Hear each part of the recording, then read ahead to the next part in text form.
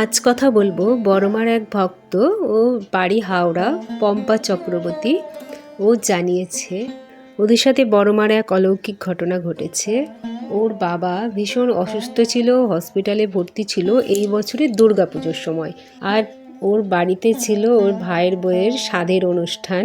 ওর বাবা এক সপ্তাহ ধরে হসপিটালে ভর্তি ছিলেন, তাই ওনাকে ছাড়ছিলেন না।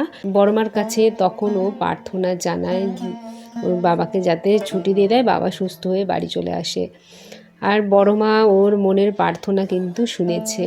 আর কে যেন তখন ওকে মনে করিয়ে দিল যে ওর বাড়িতে প্রভু জগন্নাথ দেবের মহাপ্রসাদ ছিল, যে ওই মহাপ্রসাদটা ওর বাবাকে খাওয়ালে বাবা সুস্থ হয়ে যাবে। সেই মতো ওর হাজব্যান্ডের হাতে সেই মহাপ্রসাদটা পাঠায়। তারপর মহাপ্রসাদটা খাওয়ার পরে কিন্তু দুপুর 12টার সময় ডাক্তারবাবু এসে বলেন উনি একদম সুস্থ, ওনাকে আজকেই ছেড়ে দেব। কিন্তু তার আগে পর্যন্ত ডাক্তারবাবু কিছুই বলেননি। ও মনে করে যে যিনি কৃষ্ণ তিনি কালী। আর বড়মার প্রভু জগন্নাথ দেবের কৃপাতেই ইচ্ছাতেই কিন্তু সব সম্ভব হয়েছে।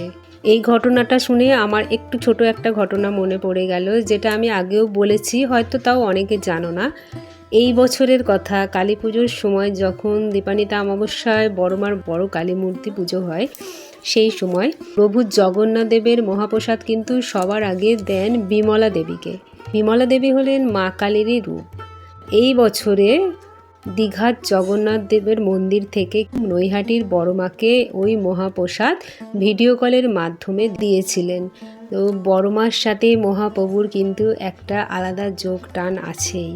সত্যি অসম্ভব বলে কিছুই না। বড়মার কৃপায়, প্রভু জগন্নাথ দেবের কৃপায় কিন্তু সব কিছু সম্ভব হয়েছে। তোমাদের সাথেও যদি এরকম অলৌকিক ঘটনা কিছু ঘটে তাহলে অবশ্যই জানিও, আমি সেটা সকলের মধ্যে শেয়ার করে দেব। বড়মার মহিমার কথা জানতে ও বড়মার মন্দিরের আপডেট পেতে আমার এই সবার বড়মা চ্যানেলটা সাবস্ক্রাইব করে রেখো।